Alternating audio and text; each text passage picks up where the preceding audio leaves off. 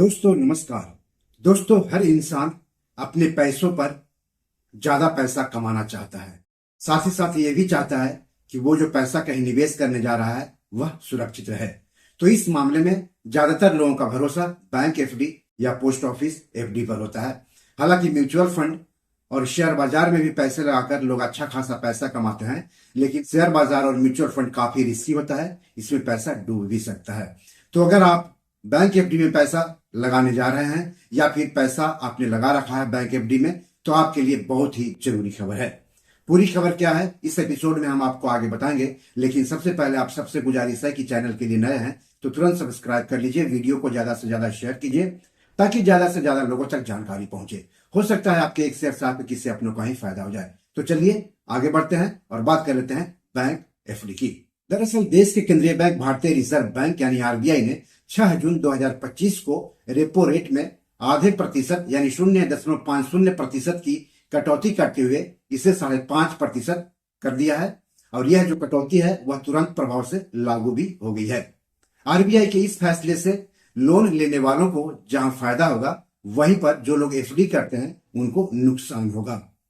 सवाल है कि एफडी में पैसा लगाने वालों को अब क्या करना चाहिए जिससे कि उन्हें अब भी औसत से ज्यादा रिटर्न मिले, और एफडी पर क्या अब भी अधिक ब्याज पाने के लिए कुछ किया जा सकता है। तो ये हम आपको आगे विस्तार से बताएंगे। एफडी में पैसा लगाने वालों को अब क्या करना चाहिए हम इस पर आगे बात करेंगे, लेकिन रेपो रेट और रिवर्स रेपो रेट का सीधा सीधा मतलब सबसे पहले जान लेते हैं। रेपो रेट मतलब आरबीआई कमर्शियल बैंकों को अल्पकाल के लिए जिस रेट पर कर्ज देता है, जबकि रिवर्स रेपो रेट वह रेट होता है जिस पर आरबीआई कमर्शियल बैंकों के पैसों पर ब्याज देता है अल्पकाल के लिए।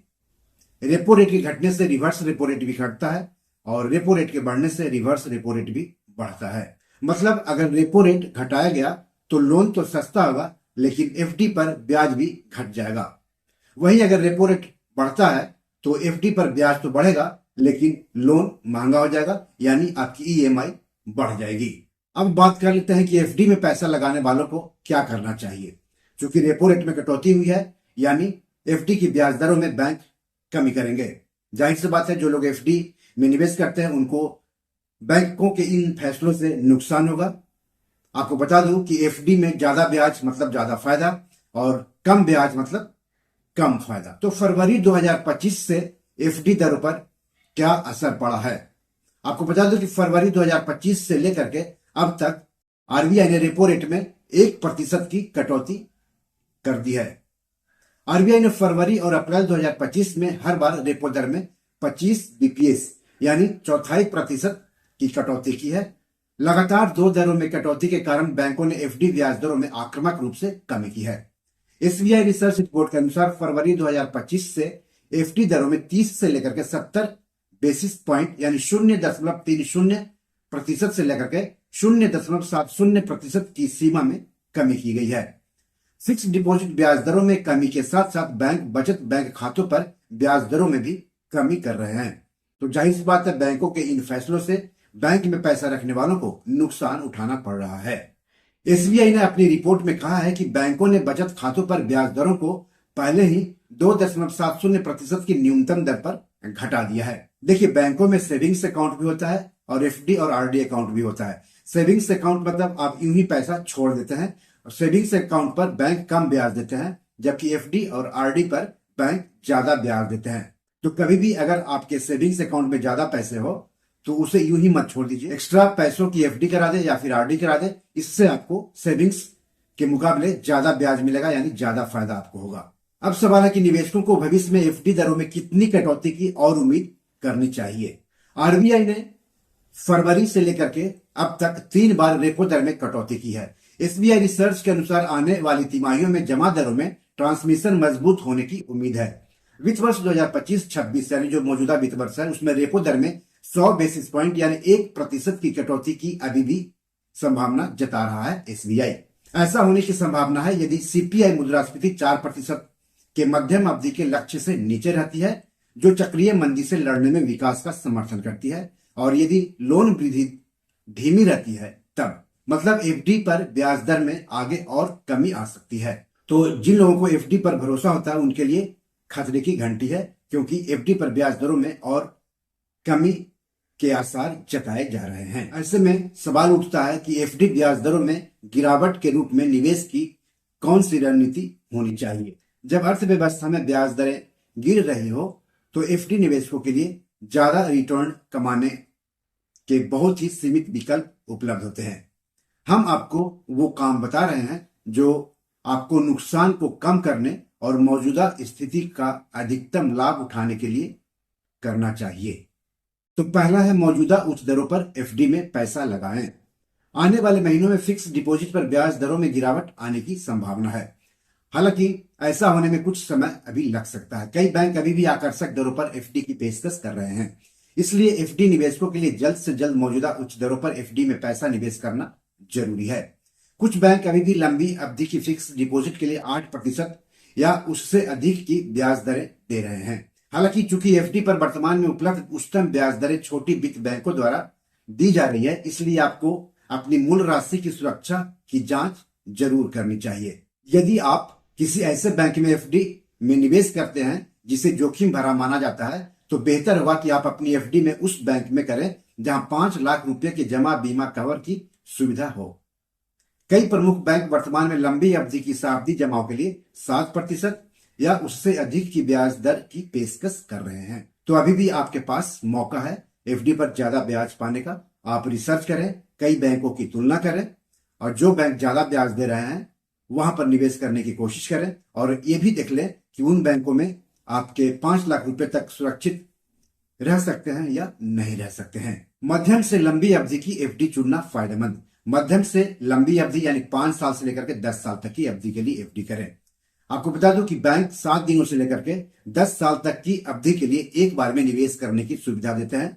तो आप अगर 5 साल से लेकर के 10 साल तक की अवधि वाले एफडी में निवेश करेंगे तो ज्यादा फायदा हो सकता है। मध्यम से लंबी अवधि की एफडी चुनना फायदेमंद हो सकता है क्योंकि ब्याज दर चक्र बढ़ती ब्याज दरों से गिरती ब्याज दरों में बदल गया है। इसलिए ब्याज दर चक्र को अपने निचले स्तर पर पहुंचने और फिर से शुरू होने में कुछ समय लग सकता है। जबकि अल्पकालिक एफडी पर ब्याज दर में तेजी से कमी आएगी। मध्यम से लंबी अवधि की एफडी पर ब्याज दर में गिरावट आने में कुछ समय लग सकता है। इसलिए यदि आपको कोई अल्पकालिक आवश्यकता नहीं हो तो मध्यम से लंबी अवधि के लिए एफडी लॉक करने की रणनीति फायदेमंद हो सकती है। सबसे कम ब्याज से बचने के लिए लैडरिंग पर भरोसा करें। औसत से ज्यादा रिटर्न पाने के लिए एफडी में लैडरिंग निवेश रणनीति का इस्तेमाल करें। लैडरिंग मतलब ऐसी निवेश रणनीति जिसमें एक ही मैच्योरिटी वाली एफडी में पूरे पैसे निवेश करने के बदले कई हिस्सों में उसे बांटकर अलग अलग मैच्योरिटी वाली एफडी में निवेश करना। हर बैंक अलग अलग अवधि वाली एफडी में निवेश करने की सुविधा देते हैं। तो आप अपने पैसों को अलग अलग हिस्सों में बांटिए और उसको अलग अलग मैच्योरिटी वाली एफडी में निवेश कीजिए, तो उससे आपको औसत से ज्यादा रिटर्न पाने में मदद मिलेगी। आम नागरिक के साथ साथ वरिष्ठ नागरिक अभी भी लिक्विडिटी रिटर्न और भविष्य में ब्याज दर में उतार चढ़ाव के मामले में अपनी सावधि जमा यानी एफडी को प्रबंधित करने के लिए लैडरिंग रणनीति पर भरोसा कर सकते हैं। एफडी लैडरिंग रणनीति वरिष्ठ नागरिकों को निवेश योग्य अधिशेष को अलग अलग अवधि में विभाजित करने की अनुमति देती है। चूंकि एफडी कई भागों में विभाजित होते हैं और अलग अलग एफडी नियमित रूप से परिपक्व होते हैं, इसलिए यह जमाकर्ताओं को ब्याज दरों में कम होने पर नवीकरण जोखिम की संभावना से बचाता है। एफडी कॉर्पस का केवल एक हिस्सा कम दर पर नवीनीकृत होगा, जबकि बाकी एफडी को उच्च ब्याज दर का फायदा मिलता रहेगा। समय के साथ साथ ब्याज दर चक्र फिर से बदल सकता है। जैसे जैसे एफडी परिपक्व होता है, आय का उपयोग मौजूदा दरों पर पुनर्निवेश करने या आवश्यकता अनुसार उपयोग करने के लिए किया जा सकता है। इस प्रकार जमाकर्ता लैडरिंग रणनीति से औसत से अधिक रिटर्न पाने की उम्मीद कर सकते हैं। ब्याज दर चक्र मतलब अगर अभी एफडी पर कम ब्याज मिल रहा है तो कुछ समय के बाद एफडी पर ज्यादा ब्याज भी मिल सकता है और वह चक्र बदलते रहता है, कभी कम ब्याज कभी ज्यादा ब्याज। तो बी और मनी मैनेजर में आज इतना ही। आरबीआई ने रेपो रेट में कटौती करके एफडी में पैसा लगाने वालों के लिए सही किया या नहीं किया, इस बारे में आप क्या सोचते हैं कमेंट बॉक्स में जाकर जरूर बताएं। एफडी पर औसत से ज्यादा ब्याज पाने के लिए आप क्या करेंगे, इसके बारे में भी लिखिएगा तो अच्छा रहेगा। एपिसोड कैसा लगा ये भी बताइएगा। इस एपिसोड या पैसे जुड़े कोई सवाल हो तो जरूर पूछेगा। आगे किस टॉपिक पर वीडियो चाहते हैं हमें बताएंगे तो अच्छा लगेगा। धन्यवाद, नमस्कार।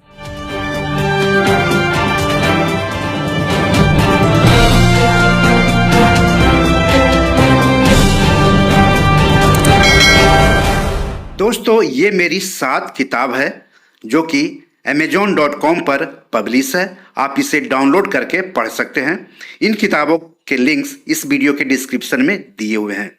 इन 7 किताबों में से 5 किताब मनी मैनेजमेंट पर है, यानी पैसा निवेश करके अधिक पैसा कैसे कमाएं पर आधारित है।